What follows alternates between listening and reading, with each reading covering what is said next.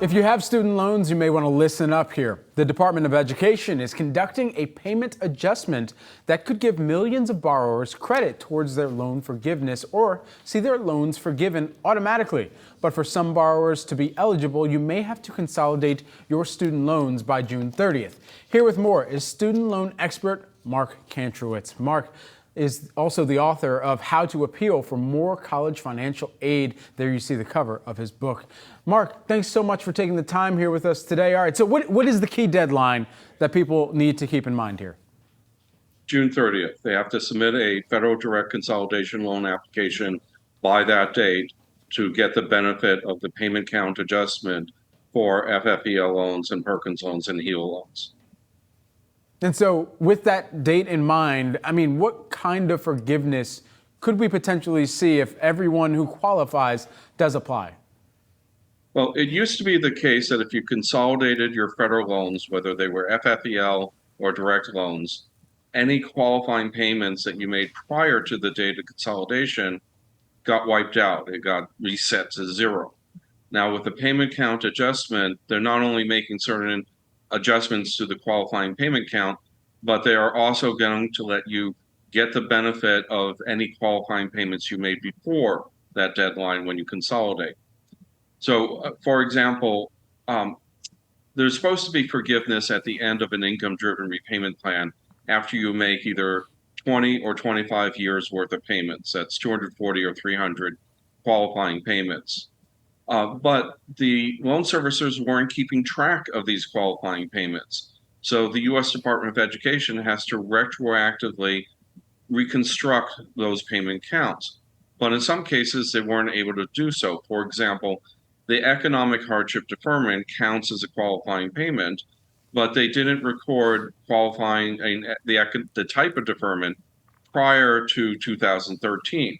So as part of this payment count adjustment, they're going to count the exact number of payments in an economic hardship deferment since 2013, plus the number of deferments, the monthly deferments that the borrower was in prior to 2013 for any deferment other than an in-school or grace period after graduation.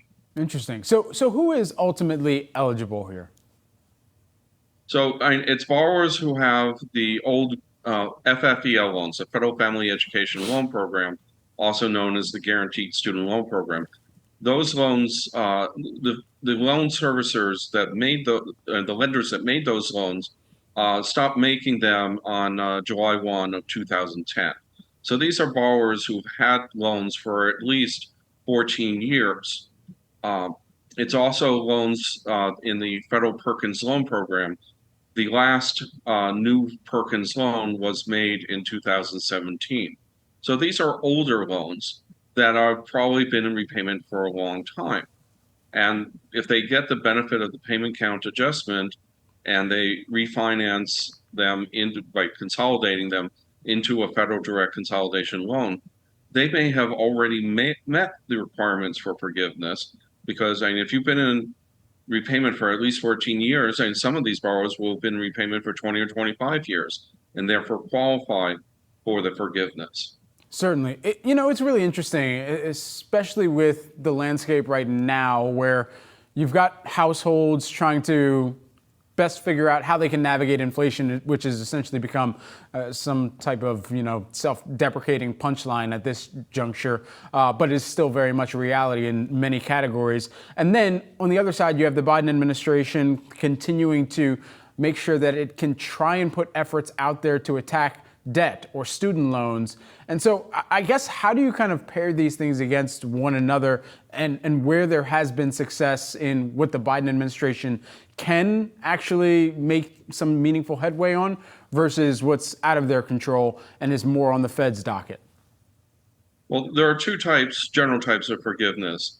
President Biden has forgiven more federal student loans using existing mechanisms than any previous president. That includes the total and permanent disability discharge, public service loan forgiveness, the closed school discharge, and certain other forgiveness and discharge programs. And he made those programs more efficient through government data matches, such as for the disability discharge, comparing U.S. Department of Education's loan database against the Veteran Administration or DoD database to identify service members who had were discharged with a 100% disabling service-related condition, which qualifies to have their student loans forgiven.